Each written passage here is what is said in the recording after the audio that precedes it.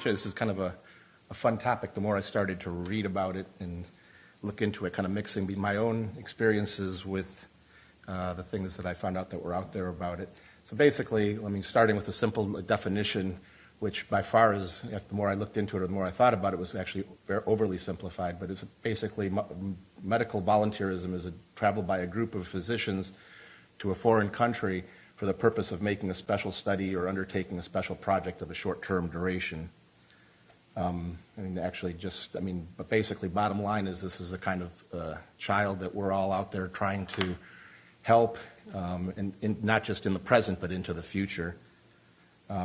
It's important that we see that medical volunteerism not be seen as an alternative to tourism in order to see exotic places, which unfortunately it becomes in quite a few instances.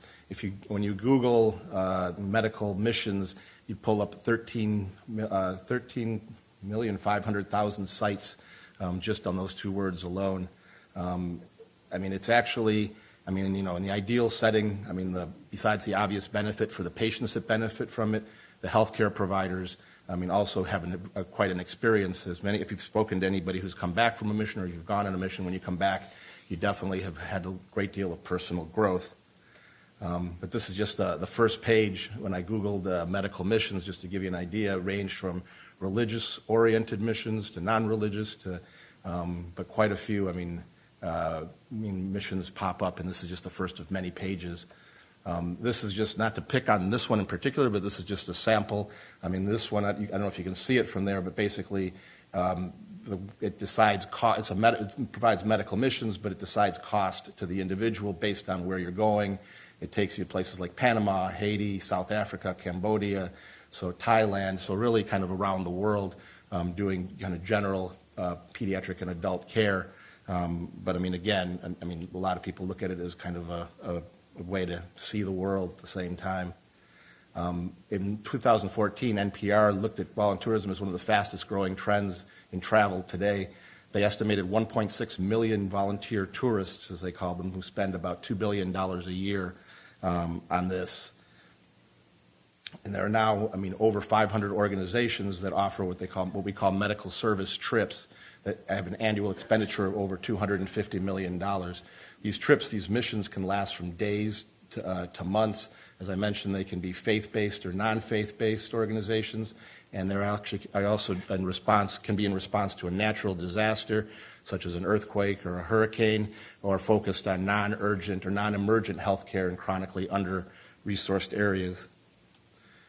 Medical service trips are especially common among medical students, as many of you who've are recently medical students will remember, or also those who interview incoming medical students. But it's reported that 36% of enrolling medical students had participated in an international volunteer experience, and actually by the time they were in medical school, another 29% had participated in an elective or a volunteer experience during medical school. So you can see, that's a much different, not to date myself, but that's a much different experience than when I went to medical school, where international experiences were almost unheard of.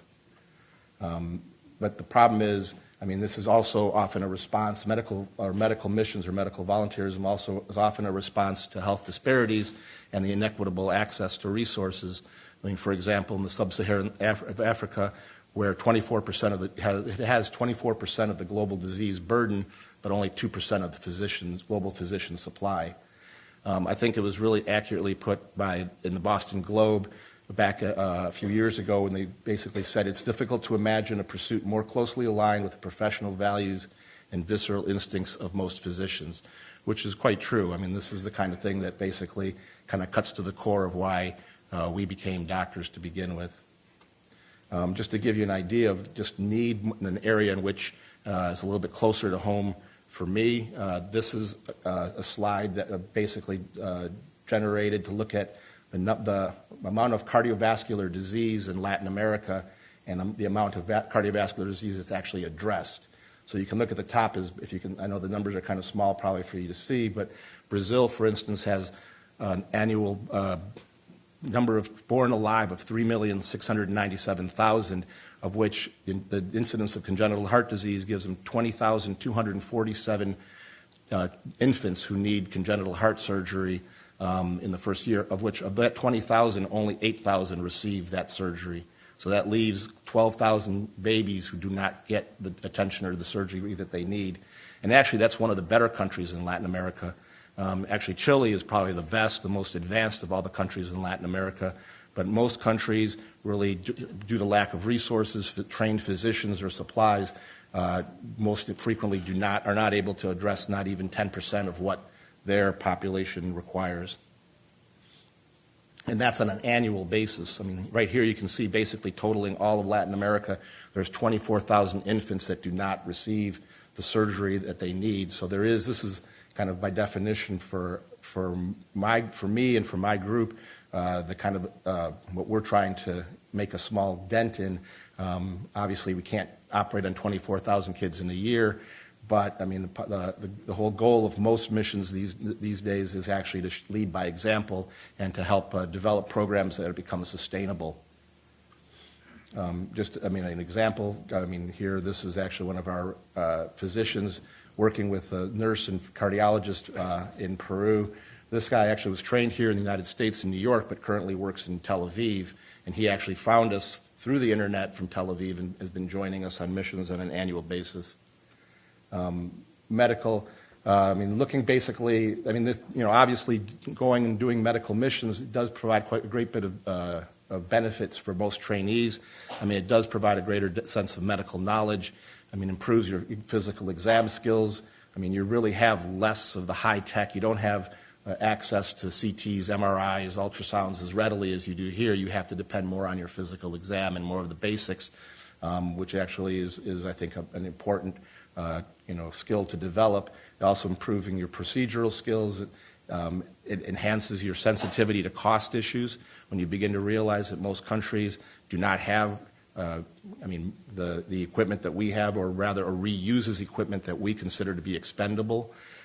So you begin to become a little bit more sensitive that when you open a tray, for instance, to put a central line in, take out the lidocaine and throw the rest of the tray away, or something similar to that, because you see how many of those resources or the material in there could actually serve in most countries to use for another patient. You depend, greater appreciation for cross-cultural communication and the importance of that. And obviously here in Los Angeles and California, we deal with that quite a bit, but you're actually dealing with the differences in language here, but the culture, a lot of it is mixed because of having been kind of in this country for most patients, that you're not really seeing the true culture come out as you would in being in their home country. It's obviously a two-way street. This is one of our echo techs who we went recently to the Philippines. But basically sharing protocols. It's not just us teaching them. These physicians there, are exposed to some conditions in which we don't see. Rheumatic heart in such great volumes, rheumatic heart disease, for instance. So they develop protocols and procedures, and so they actually teach us as much as we teach them. We've had actually, years ago, when Dr. Plunkett was here, came back from Peru, and he actually was borrowing techniques that were used in the OR there for reperfusion that actually helped patients post-operatively. So we do learn from them, I think, and that's important, not to have the ego to go there thinking we only can teach them, but they do teach us quite a bit. Obviously, also the natural history of congenital heart disease.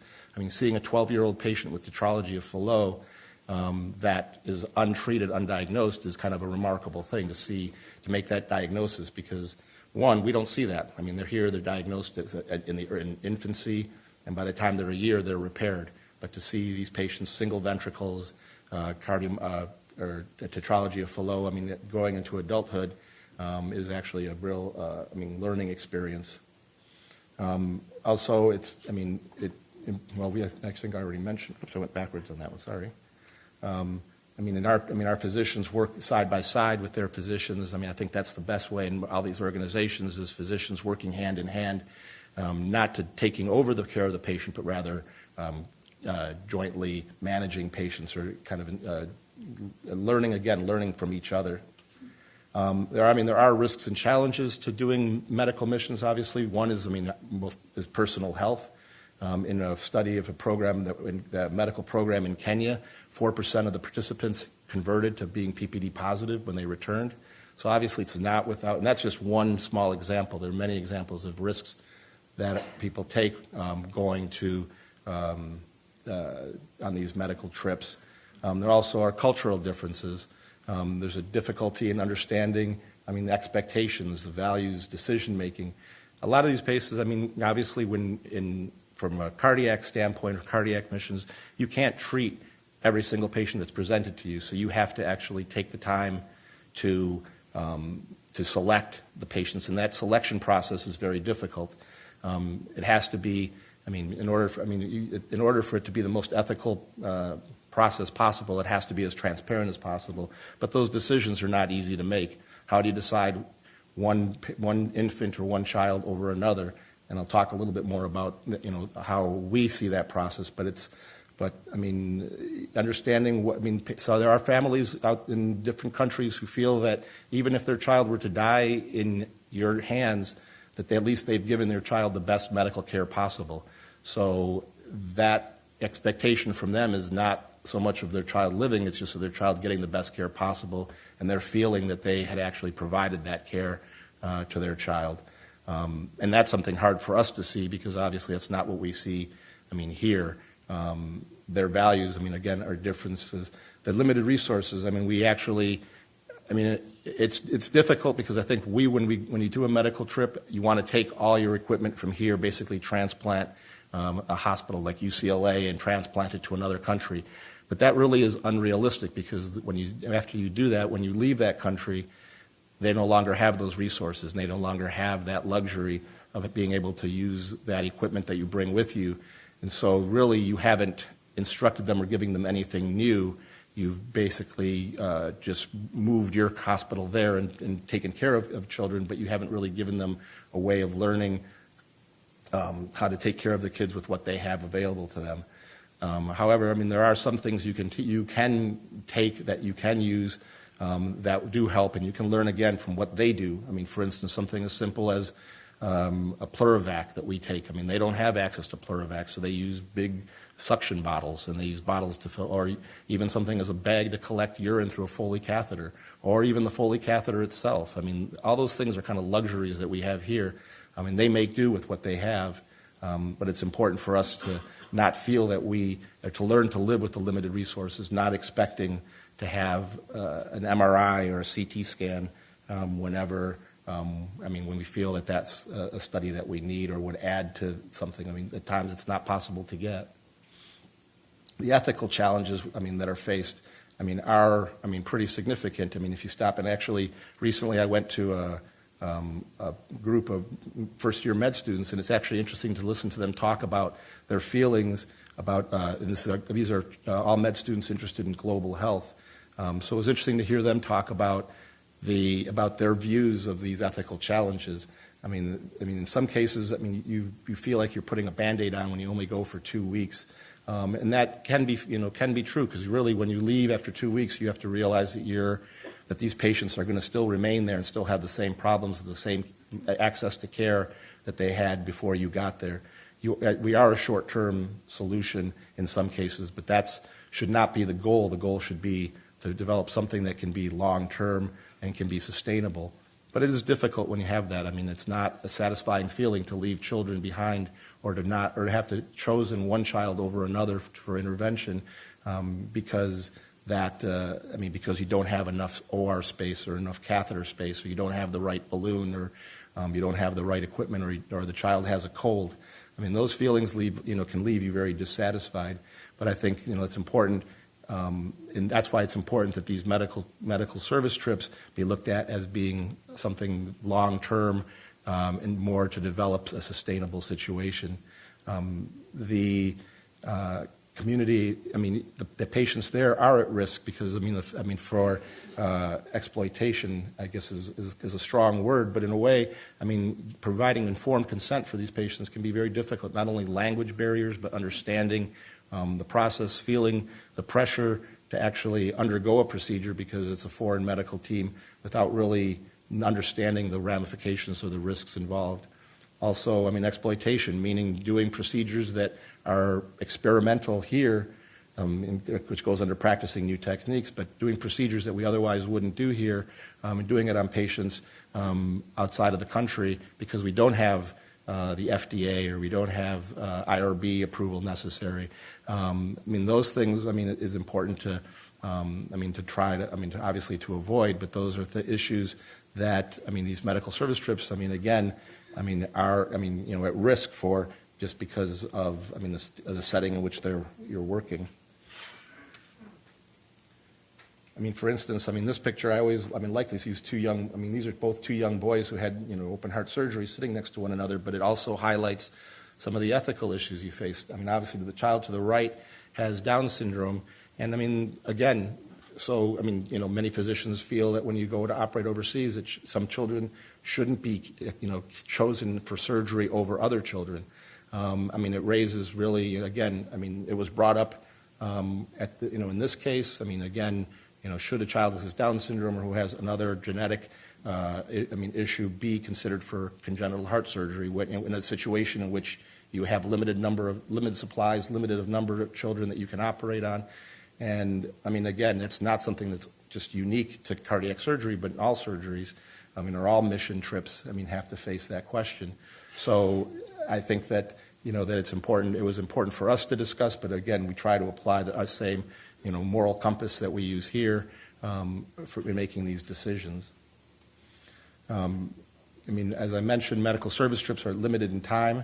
So as a result, the testing and interventions are on a short timeline. But more importantly, you have a very limited availability for follow-up of the outcomes as well as complications.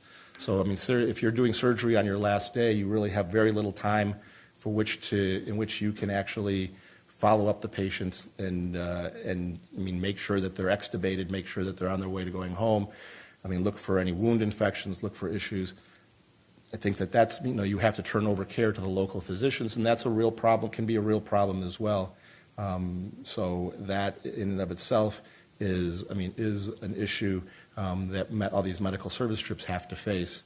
They're limited in resources, so again, that creates a problem. Not being able to do a cath or a procedure on a patient because you don't have the right balloon, they don't have the right wires, they don't have, or do a surgery because you don't have the right medications, does create a problem.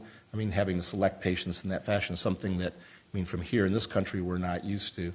And in that sense, having to make the decisions based on that, it may make the medical decision-making not appear to be transparent because you're making decisions on limitations of resources rather than on patient suitability for surgery. So, that, again, is a difficult situation. The importance, most medical service trips, and you'll even see, even I'm going to do it, but they report their outcomes in terms of numbers, how many, quantity, how many patients have you operated on, how many patients have you cathed.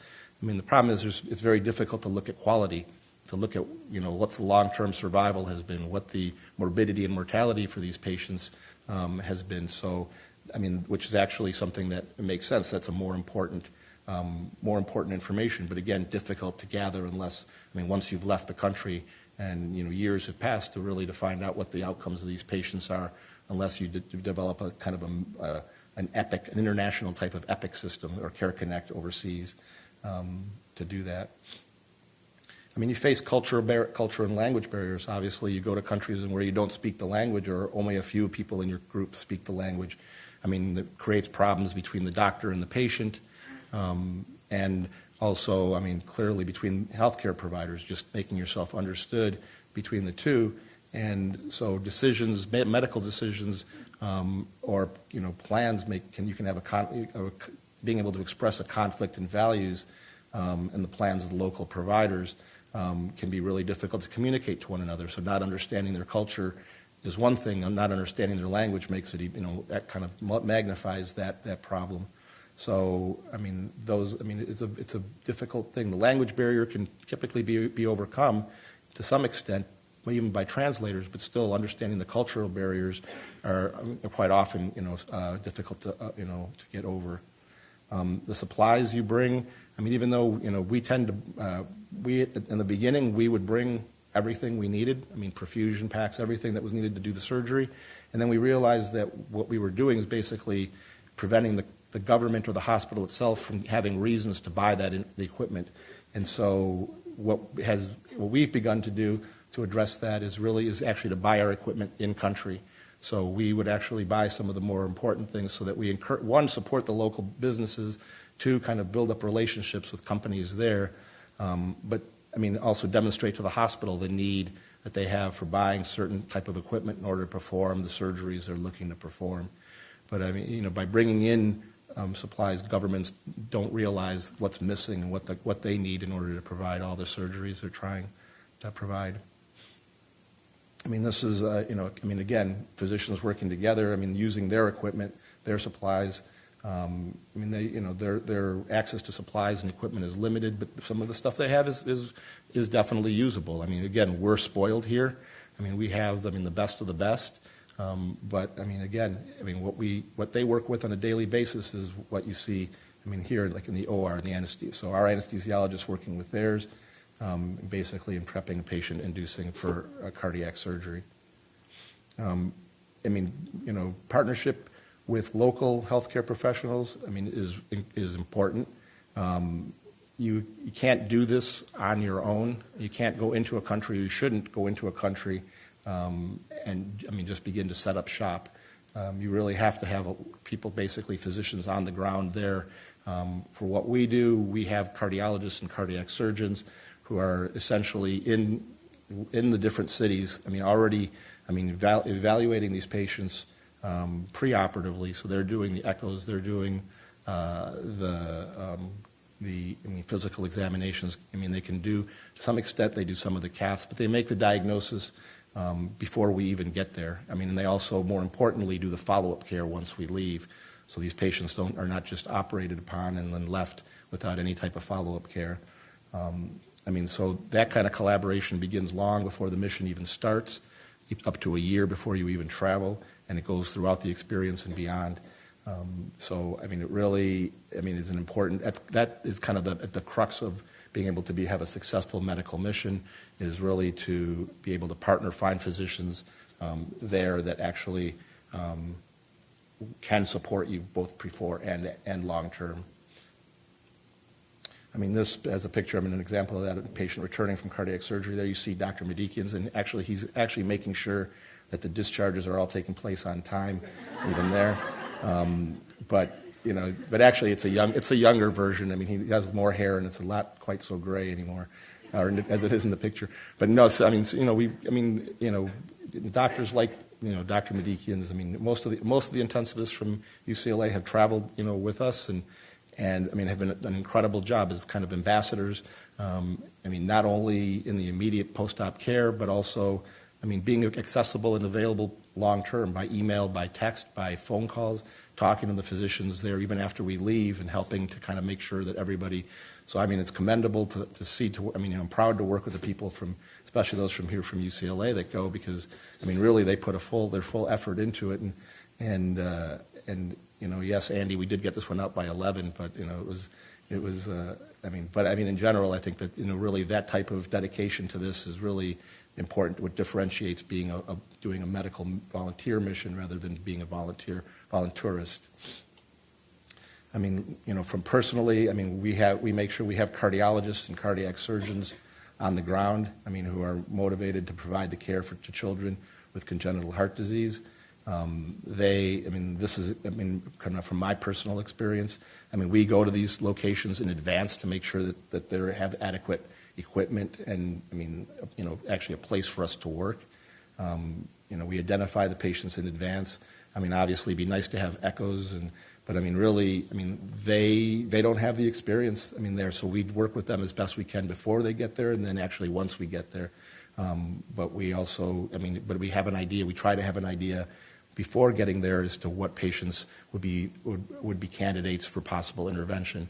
And the reason for that is obviously we don't want to waste time. We don't want to have a full day where we don't have any surgeries or any cases to work on, just spending the time trying to identify who's a candidate and who's not.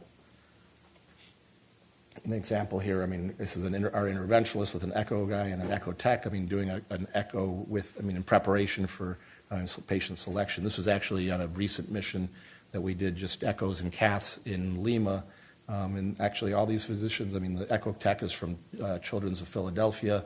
The echo attending is actually from Boston Children's. And actually he actually went with us when he was a medical student and became very connected to that, and based on his experience as a medical student, went into pediatrics, did his fellowship in pediatric cardiology at Boston Children's, and then has rejoined us again after that. So, I mean, once it's in the blood, once you do this, it really, like I said early on, it does change your perspective and your personality and I mean, it does give you quite a bit of personal growth. I mean, being able to just be involved in something like this. And the interventionalist is something actually that Dan Levy introduced me to. He's not quite as wild and crazy as Dr. Levy is, but he's very skilled, and he's actually, I think, in Wake Forest right now. So, I mean, this has no, being on a medical mission, you have no boundaries in terms of where your volunteers come from, and actually, it really helps you, I mean, in terms of collegiality, reach across the country. And we learn new things from what our own colleagues are doing in terms of patient selection, in terms of what can be done. So it really, I mean, like, again, not only are the physicians overseas benefiting, but we benefit as well. I mean, you identify, appropriate patients. I mean, you want to have patients, select patients who have the best prognosis. And that meaning, obviously, we want to be successful. I mean, you don't want to take a patient who has a chance of survival of less than 10% or whatever, something outlandish. We're not there to basically be the cause of a child's death, even though we have had patients come to us and say, look, if he dies, at least he died in your hands. And that's not our purpose. That's not our goal. Our goal is, as often said, is do no harm. We want the best results. So, we have to choose patients who have the best, long-term prognosis, who we can help even cure with one surgery. Hospital stay is important, and that, is not referring to Dr. Medikian's, but it's referring more to ICU beds. If you only have 4 ICU beds that you can use, you have to be able to turn those, at least create empty beds from one day to the next so that you can continue to do surgery. So you want to make sure, and we want the patients to be able to have come in and gone home by the time you leave. You don't want to leave patients in the hospital who are need further care. You don't want to leave patients behind for their doctors to have to take care of, because by themselves without our input. Considering it's just kind of been our responsibility, and we want to be able to at least have discharged them together. Appropriate materials. We want to make sure you have what you need there or here. That we've either brought what we need, or they have what we need, or we can buy what we need, or make do with it. And usually, it's surprising when you can find what you need. You don't have to. We realize we don't have to bring everything. Our first few missions, we brought 70 or 80 big duffel bags full of medical equipment. For those of you who were there, you remember lugging those things through the airport. Now we bring, a quarter of that, and most of it is just special. Is certain material that we leave behind. But that's important. You need to make sure, obviously, that we have the material to do what we need to do. Teaching is, in my mind, is the most important point. We work in a lot of missions also. Work side by side with their physicians and their nurses and their respiratory therapists and their echocardiographers or echo techs. And you work alongside of them, and you don't take over control. You basically share, and you share.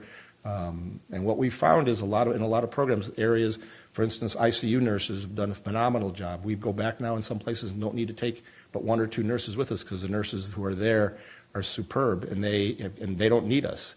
So we're not trying, again, we don't do this as kind of, we're going to take a nice little trip and everybody's going to go, but we do this with, again, to basically support them, and our goal overall is so that they will feel comfortable doing this on their own. One example, in the south of Peru, in the second largest city, until 10 years ago, they had not had a cardiac surgery done there. All the children who had congenital heart disease traveled to Lima and would wait up to 2 years to get their heart disease addressed. Well, we started to do surgery there 10 years ago, and now they've started to do surgery.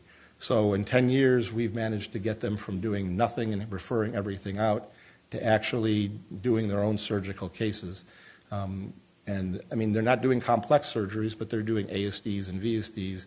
And those are the kids, the VSDs especially, that were going to Lima, and because they had to wait 2 years, were becoming non-operative candidates. And so those patients are now actually able to get surgery at home. So that's kind of what we see has been our goal. It's never been to just go and do surgeries in a different country, but rather to help support and teach. And that's what a lot of these medical mission trips, are designed to do now. They've progressed and they've grown a lot from the days of just going into hospitals and closing the curtain and operating behind the curtain for a week or two, and then opening the curtain and you get to see what's left behind. Now they've progressed to the idea of trying to create a medical sustainable system in these different countries. Obviously identifying physicians and locations for follow-up are crucial. We found, I think actually that the guy, the fellow who I said was at Boston Children's, wrote a paper that he presented at a conference years ago when he was still a medical student, looking at the follow-up that was done and how these patients were 4 years, 5 years down the line. But that information, I think, is what's becoming more and more important to gather. We're actually, working with a computer or information systems person in Peru who's building a nice medical database for us that we can put on a server and be able to access from anywhere, so we can have follow-up, because we found that we would go back, and unless the patient heard that we were coming back by word of mouth, they didn't know we were there. We couldn't find them. Just as an example, in Peru, if you lose your cell phone, you get a new one with a new number, and your cell phone just disappears. You don't get your old number back. So once you lose your phone or it breaks, you just get a brand new phone, a brand new number. So finding people became very difficult, even to have them come back in for follow-up echoes, follow-up just exams. And so that's become much more an important process, so that you can have both long-term and short-term follow-up. Because again, for sustainability, you can't operate on these patients and have no way for them to be followed up in their home country. Here's Dr. Levy. Working with their physicians. Again, teaching them how to put in an ASD occluder. At that time, they had never done that before. Now they're capable of doing it, and in select patients, they do that. If they have questions about candidacy, they send the echo by either Dropbox or Box.com or what. Here we look at the echo and we can help them. We've tried, but the time change. They'd like to do telemedicine, but the time difference makes it a little bit difficult to do sometimes. But again, that's while it's things that are sustainable for other countries also need to be sustainable here. You can't go someplace and then come back and then basically not be available for consultation. But now they're putting in ASD devices and again, typically in adult patients, but that's something that they've started to do. Preparation, for a mission really includes, it starts, like I said, it can start up to a year ahead of time. We've actually gotten pretty good at doing it on short notice, at least in terms of what we have to do here. But things that you have to worry about are obviously, individual health. Beyond taking things for like Cipro and Zofran and all the Diamox and all the different things you take for, just being safe in a different country. When I go, a lot of times, I feel like I'm the responsible for up to 70 children, because they're in a place where they've never been before, but just in terms of safety, not like walking the streets, going out to eat dinner, going out at night. Those are the kind of things you have to, everybody has to be concerned about.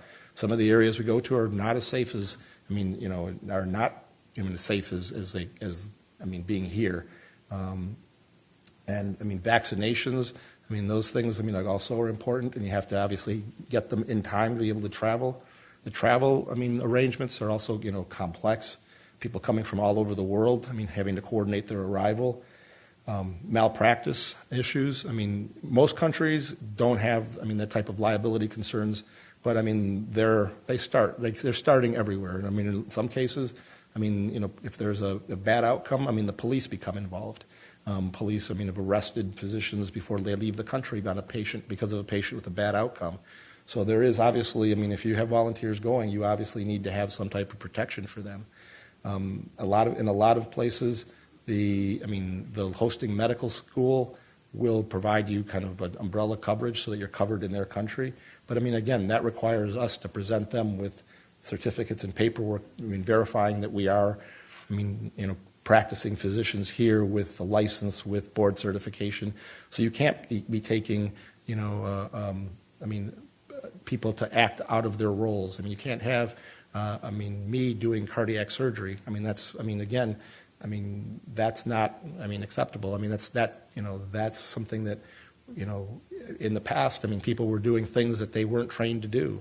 And that is something that, I mean, again, as this has become much more a growing industry, if you will, that has resulted in people, you know, a lot more constraints or a lot more restrictions being put on to make sure that that doesn't happen. Also, something as simple as, you know, a needle stick. I mean, having prophylaxis for, you know, hepatitis, for HIV. I mean, those kind of things you have to be, I mean, concerned about. So you need to take proper precautions to make sure you yourself are well protected, and also to make sure your team is well protected. So, I mean, again, that requires a lot. It's a lot more than just packing your suitcase and traveling. It does, I mean, take a lot of preparation to make sure that everything is done to protect your team. I mean, the team concerns. I mean, you have to. I mean, obviously, understanding the local culture. I mean, you know, even here. I mean, for me, you know, I grew up. I mean, I was born in the United States. My parents were not. But I mean, so I didn't know the culture very well. So even coming here, even though I could speak the language, I didn't understand the local customs or the customs of families who were, I mean, you know, native Spanish speakers. So it takes a while, and that's something you have to have respect for, because what I learned was that patients who, I mean, even though you can speak the language, unless you respect their culture, they're not going to listen to your recommendations or concerns or your plans, because you have to kind of have a respect not only for their beliefs. I mean, and sometimes their beliefs don't make sense. I mean, I think, you know, I was in Peru at one point, and I had a patient who they put a little piece of toilet paper on the baby's fontanelle to make the bad spirits or the fever go away. And I mean, it took me, after the first time when I took it off and said this doesn't do anything, before I really knew any better, and then realized that, you know, these parents, you know, really looked at us as me as, you know, why are you doing that? Once I understood that if you had respected that they actually listened to you more, and you began to respect you. I mean, that was very important, and that's something that, I mean, you know, that's a big risk going from here going there. Just because we come from a place that has better or higher health care doesn't mean that we're going to get any more respect or listened to. I mean, you have to obviously know that they have limitations in their resources or funding. We can't just ask them to buy this or buy that. Again, I mean, you know, I remember, at one point we asked for a family that we wanted to give a dose of mannitol. I mean, this is back in the day when we were using mannitol, and so we wrote an order for mannitol and saw the mother run off and leave, and we didn't understand what was happening. It took a while. She came back a couple of hours later with a vial of mannitol that she'd had to go to the black market and buy. And I mean, it cost her a month's salary to buy that little vial the bottle of mannitol, and we used one dose of it. So, I mean, again, we ask the hospital to do things, we ask the individuals to do things. We have to realize that there's a cost for them to do it as well. That's not as easy, not to be taken lightly. Patient evaluation, decision making. I mean, that is hard. I mean, we try. I mean, we mimic what we do here. We have conferences, and most these organizations have conferences to decide which patients should be operated on, which should not. But in the end, I mean, from the public side, it's hard for them to see. They may be hundreds of patients waiting to be evaluated, and when they see that only 20 of them are selected, I mean, it's hard for them to understand how that came to be. Even though we're looking at the things, like I said before, who are the most likely to survive, or who will have the best outcome, who can be in and out of the hospital before we leave. I mean, who's not going to have a complicated course. I mean, sustainability is very important. I mean, as I mentioned, you don't want to be a flash in the pan. You have to have long-term commitment, not just from the medical mission side, but also from the host country side. It's not, I mean, some medical missions will go places, you used to go places for a year and then disappear. Now, I mean, if you look at most of the groups, they all go, they travel, and they will travel and make a 10-year commitment to certain areas. And with that kind of bilateral commitment is what really, I mean, is important for both, not only the physicians in that country, but also the public, and the government, to see that this is, that the support, they can put support behind it. because as they see that, what you're doing is you're making a commitment to them to help them, not just coming for a quick, trip and sightseeing mission. You want to develop, trust relationships, with their healthcare personnel, local population. And it's not hard to do. They want you there, you want them there, but it takes time and effort. Again, your attitude toward them makes all the difference in the world. If you come in acting as if you know that you are the answer to everything, they're gonna work with you, but they're not gonna respect you, and they're not gonna want to work with you long term. But the people as well needed to develop a trust in you, which I think is very important to know that you're going to come back and not just come for one trip and then disappear into the future. Our surgeons, their surgeons, working together hand in hand and literally taking turns being the first surgeon. And you can't see it here, but the people, like everybody, this is not just for the people who are operating. All the surgical residents are in the room watching. People are basically getting a close a look as possible to see what's done differently, what procedure is done, so they can again improve their knowledge base and their skills. There was a working group on ethic guidelines that looked at developing a set of guidelines for medical service trips. They basically talked about a lot of what we've already talked about, addressing the need for structured programs, accounting for costs, mutual and reciprocal benefit, the characteristics of suitable trainees, the need for adequate mentorship and supervision. Again, you can't have medical students coming in and doing procedures. You have to be, this is if they were here, use, again, the appropriate supervision. Here, this is the doctor, the echocardiographer from Tel Aviv, who's, trained here in New York, and next to him is a graduating fellow. She didn't feel comfortable doing echoes by herself in TEEs in the OR and being the decision maker, but with the two of them together, worked. Again, he provided the mentorship. She learned, a great deal, and now she's leading the echo program in Chicago, and with developing confidence. But you have to, appropriate mentor-mentee relationships are very important and have to be recognized. The guidelines, again, more guidelines discussing, expectations and responsibilities. You want it to be, again, something that the host country institution does as well as the team that's coming in. Needs and priorities, the true cost. Transparency is very important, especially in decision making, and then the goals and expectations. You want to basically have non-threatening communication to resolve ethical conflicts. How do you decide about patients who you feel are not candidates for surgery? The feeling there, locally with local culture, you have to respect their opinions and their feelings. Again, trainees who are adaptable. Somebody who, you're not going to be in ideal situations, so you have to be able to take people who are able to adapt and flex to doing different things. You have to be able to get feedback.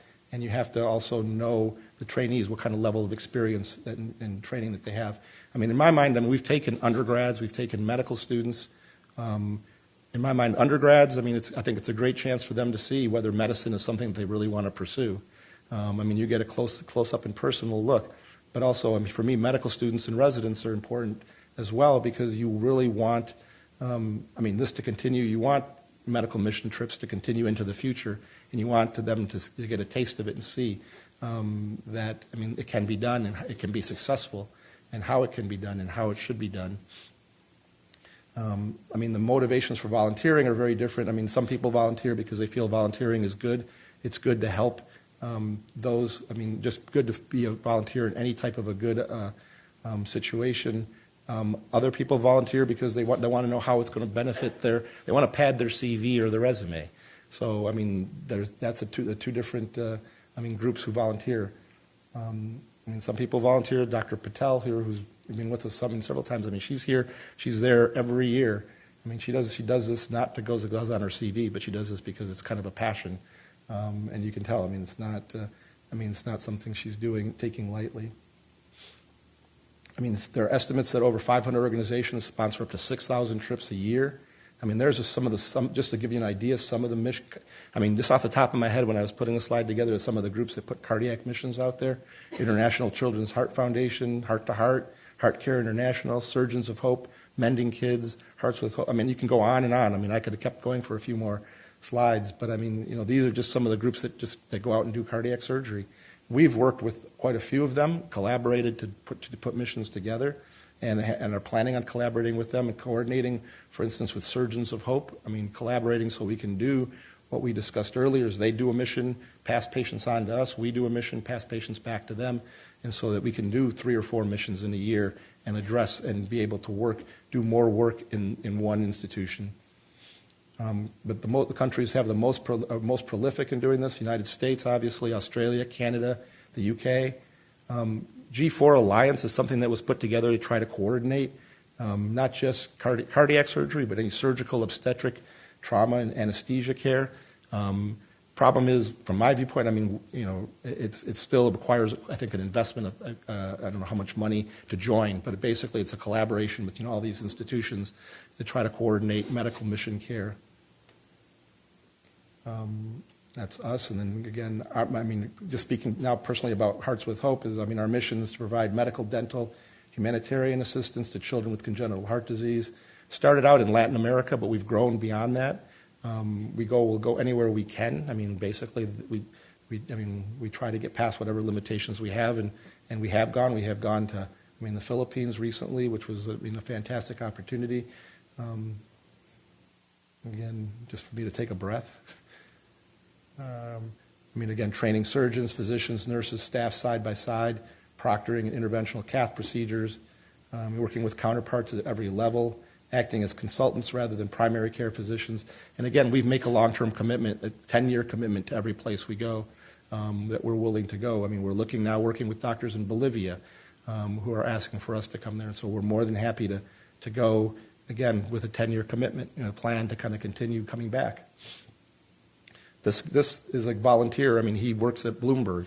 I mean, but he learned how to do blood pressures, so this was the way he came. His wife was a cardiologist. He would come and he did blood pressures. But he also did much more because we went beyond medical care and we started putting playgrounds in at local schools and hospitals. And actually, I think a lot of times the parents came out and got a kick to see all the American doctors digging holes and pouring cement. And that was no easy feat because you had to use that wheelbarrow to bring the rocks over to mix the cement. And we all learned how to do this, but we put in a playground in every place we've gone that we've donated. And that actually is kind of almost really it's not medical, but it's actually a very cathartic feeling to be able to do something like that for all the kids, not just kids who get cardiac surgery. You need to gain the trust of the people. Not just the people, but the government. Providing quality care. You want to show them that you're doing something the right reason. Provide instruction and support.